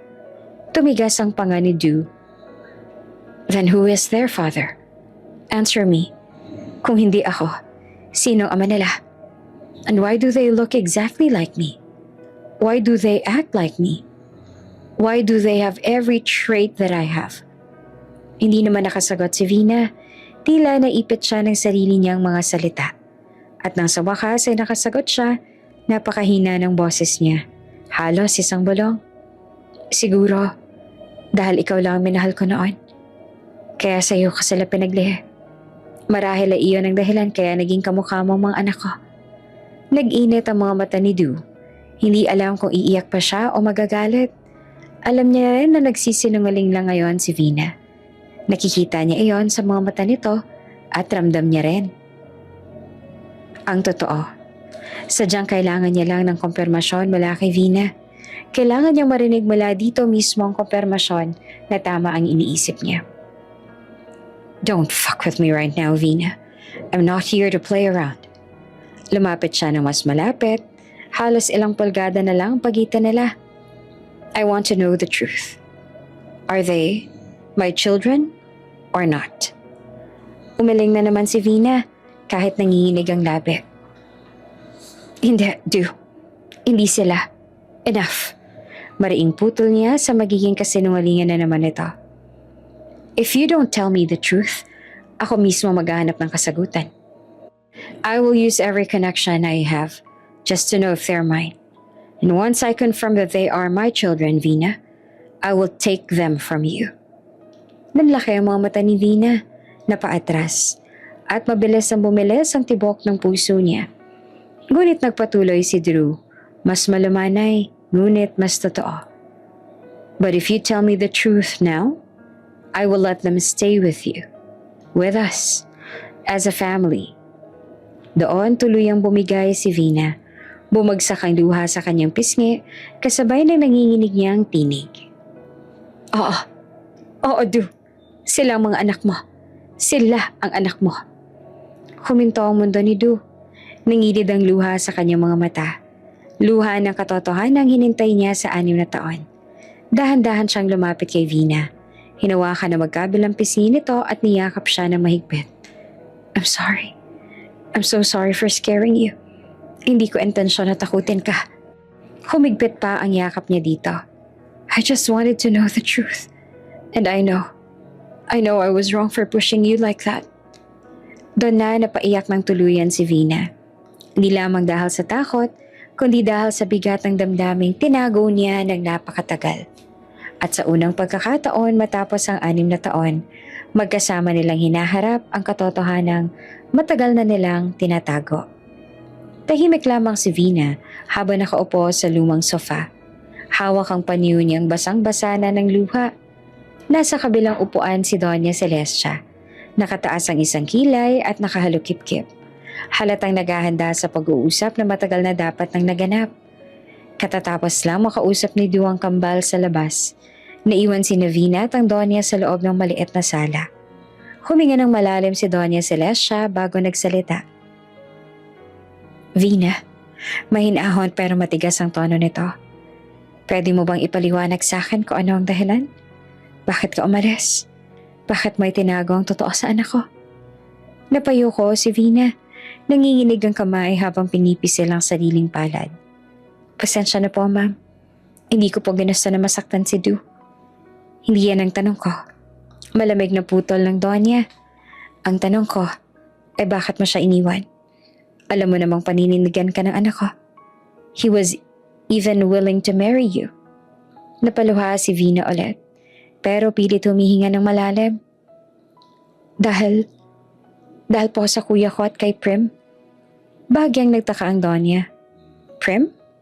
Anong kinalaman niya dito? Doon na tuluyang bumigay ang tinig ni Vina. Tinakot niya po ako. Sagot niya na humihikbi. Sabi niya kung hindi ako lalayo kay Du, ipapakulong niya ang kuya ko. May malaking utang po kasi si kuya noon at hindi naman namin alam paano babayaran. Sangkot din po sa droga ang kuya ko noon kaya napakalaki ng risk na makukulong po talaga siya. Nangunot ang noon ni Doña Celestia. At naniwala ka sa kanya? Wala po akong choice. Sagot ni Vina tuluyang umiiyak. Binigyan niya po ako ng pera. Malaki. Sapat para mabayaran halos lahat ng utang ni kuya kaya pumayag ako. Sabi niya kailangan kong lumayo. Mawala. Huwag na magpakita kay Du. At kapag hindi daw ako sumunod, makukulong ang kuya ko. Alam niya na si kuya lang ang meron ako noon. At alam niya kung gano'ng kahalaga sa akin si kuya. Nanlaki ang mata ng Donya. That girl threatened you? Tumango si Vina. Nanginginig pa rin. Opo. Lumayo rin po ako para maligtas ang kuya ko at mabayaran namin lahat ng utang niya nang sa ganun ay makapagsimula po kami ng bagong buhay. Ayoko rin po na magulo noon ang relasyon ni Prem at ni Sir Drew. Ayoko po na dahil sa akin ay maghiwalay sila. Ang akala ko noon kapag nabayaran na namin ni kuya ang lahat ng utang niya at nakalayo na kami, magiging maayos ang lahat. Ngunit mali ako. Hindi po naging maayos ang lahat. Bumalik pa rin po sa dating gawa ang kuya ko. Kaya yun pong dahilan kaya siya pinatay. Natigilan si Doña Celestia. Napapikit saglit. Pinatay? Opo. Bulong ni Vina. Iniiyak ang salitang paulit-ulit niyang nilunok sa loob-loob. Nang mamatay po siya, gusto ko na pong bumalik kay Du at sabihin sa kanya na may anak na kami. Pero may natira pa pong malaking utang. Sabi sa akin ng mga taong sinisingil kami. Kapag umalis daw kami sa lugar na to, mapapahamak din po ang mga bata. At ayoko na mangyari yun. Bakit hindi mo sinasabi sa anak ko? Sa akin, sa kahit kanino. Tanong ng Donya na halatang nasaktan sa katotohanang hindi nila nalaman noon. Natatakot po ako. Sagot ni Vina sa pagitan ng pagikbi. Hindi ko gustong ilagay sa panganib sina Nico at Nika. Kahit sobra ko siyang mahal. Kahit araw-araw ko siyang iniisip. Mas natatakot po ako na baka mapahamak ang mga anak namin. Tahimik na tumango ang Donya. At sa unang pagkakataon, lumambot ng husto ang kanyang ekspresyon. Vina, iya. Sabi niya na mahina pero puno ng bigat. Sana sinabi mo agad. Sana hindi mo binuhat mag-isa ang lahat ng iyon. Nag-angat na tingin si Vina. Nagugulat ang marinig ang sunod-sunod na balita. Ako nang bahala sa lahat ng utang ng kuya mo. Sabi pa ni Doña Celestia. Diretsong-diretso na parang nag-uutos. Isa-settle ko lahat. Wala nang hahabol sa inyo. Wala nang magtatangkang saktan kayo. Nanlaki ang mata ni Vina. Ma'am, bakit po niyo gagawin yun? Ngumiti ang Donya ng malumanay, halos parang tunay na ina. Dahil pamilya kayo ng anak ko. At dahil may mga apo ko sa inyo. Ayoko na mapahamak kayo ng mga bata. At naniniwala ako na ang mga bagay ay nararapat sa isang kompleto at masayang pamilya. Gusto ko na mabuo kayong pamilya at alam ko na iyon din ang gusto ni Du na mangyari. Nag-iba ang ekspresyon ni Vina. Halo ng gulat, pasasalamat at panghihinayang. Pero, paano po si Prim? Mahina niyang tanong na puno ng takot. Hindi po ba magagalit siya? May kasunduan po kayo, paano po ang kasal nila? Umayos ang upo ni Donya. Naging formal ang tindig pero may halong pagod at determinasyon ng mukha. Hindi ko ipapatuloy ang kasal nila. Sagot niya na mariin. The arranged marriage was for business convenience, Vina. Hindi dahil mahal siya ng anak ko. May tuloy-tuloy na bigat sa boses niya. Pero malinaw ang paninindigan. At ngayon, natuklasan ko na may apo na pala ako. May pamilyang nabuo sa likod ng lahat. Business is business, iha. Pero hindi ako bulag. Hindi ako pipili ng pera kesa sa pamilya ng anak ko. Napaluha si Vina. Maraming salamat po. Maraming salamat po. Matapos ang lahat ng nalaman ni Du, agad siyang hinarap ni Prim. Nang sa ganoon ay malinaw niya ang lahat. At matapos ang lahat ng ugnayan nila, dahil kailanman ay hindi makakapayag si Du na magkaroon pa ng ugnayan sa taong dahilan, kaya nalayo sa kanya ang mga mahahalagang tao sa buhay niya. Sinubukan ni Prim na tumanggi at magpanggap, ngunit hindi na naniwala si Du. Stop pretending. Malamig, mababa at puno ng puot ang tinig ni Du. Du, why are you barging in? He slammed his hand on the table beside him. You lied to me. Napaatras si Prim. Nanginginig ang labi. What lie? I don't understand. Don't! Sigaw ni Du. Halos yumanig ang buong sala. Don't you dare deny it. Umiling si Prim. Pilit ang umiti ng mahina. Du, I really don't know what you're talking about. You kept me from my children? Bulyaw niya. Halos madurog ang boses sa tindi ng galit. For 6 years, Prim. 6 years. You stole that chance from me. Alam mo ang totoo na buntis si Vina sa anak ko. Pero sa halip na sabihin na sa akin ang totoo, pinili mo silang itago sa akin. Ikaw pang dahilan kaya nalayo sila sa akin. Nanlaki ang mga mata ni Prim. Napalunok at bahagyang napayuko. Du, I was only trying to protect... Protect who? Yourself? Putol ni Du. You manipulated everything. You controlled the narrative. You told me Vina left because she wanted to. You told me she resigned. You told me she ran away because she was ashamed. Hindi makatingin si Prim. Nanginginig ang kamay. You knew. Mariin niyang sabi. You saw her that day. Kahit ng araw bago siya umalis, nakapagkita sa kanya, you knew she was pregnant. And you still lied. Pilit na umiwas si Prim. Nanlalamig. I didn't know for sure. Stop pretending you didn't. Muling sumigaw si Du. You made sure I never found her. You blocked every lead, every information, every person who knew her. You took away my right to be a father. Napahagulgol si Prim. I only did that because I love you. Love? Tawa ni Du. Mapait at puno ng panlilibak. That's not love, Prim. That's obsession. Manipulation. Selfishness. Humigpit ang panga niya at saka siya tumayo ng tuwid. Starting today, I'm ending everything. Napamulagat si Prim. What do you mean, Du? You can't... I can. And I will. Du, please. You can't do anything to stop me or else. Tumalim ang tingin niya. I will ruin you and your family. And we both know I am more powerful than your family now. Umiyak si Prim. Halos hindi makahinga. Du, don't do this. Pero tahimik na lumapit si Du sa pinto. Hawak ang sariling temper para hindi tuluyang sumabog. It's over, Prim. Whatever this was between us, it's dead. Lumayo siya na hindi malang lumingon. At gagawin ko ang lahat, dagdag niya na malamig at tiyak, to build my family with Vina. The real family I should have had 6 years ago. At sa pagkalapat ng pinto, naiwan si Prim. Durog, umiiyak, at alam niyang wala na siyang laban. Dahil sa agarang aksyon ni Doña Celestia, hindi na nagkaroon ng kahit anong pagkakataon si Prim na guluhin pa ang pamilya ni Du. Mismo ang Doña ang humarap sa mga abogado at koneksyon ng pamilya nila upang tiyaking mapuputol na ang impluensya ni Prim sa negosyo man, sa lipunan, o sa personal na buhay ni Du. Hindi rin nagtagal at sa tulong ng mga taong pinagkakatiwalaan ni Doña Celestia, lumabas ang matagal nang tinatagong katotohanan. Isang gabi, habang magkatabi nakaupo sina Du at Vina sa sala ng hasyenda, dumating si Doña Celestia, kasama ang private investigator. Sir, ma'am, may nakuha na po kaming malinaw na ebidensya. Ang mga nagbanta sa buhay ninyo, ma'am, pati ang taong pumatay sa kuya ninyo, ay tauhan po ni Miss Prim. Para bang bumuho ang mundo ni Vina sa narinig, napahawak siya sa dibdib, nanginginig at halos mawala ng lakas.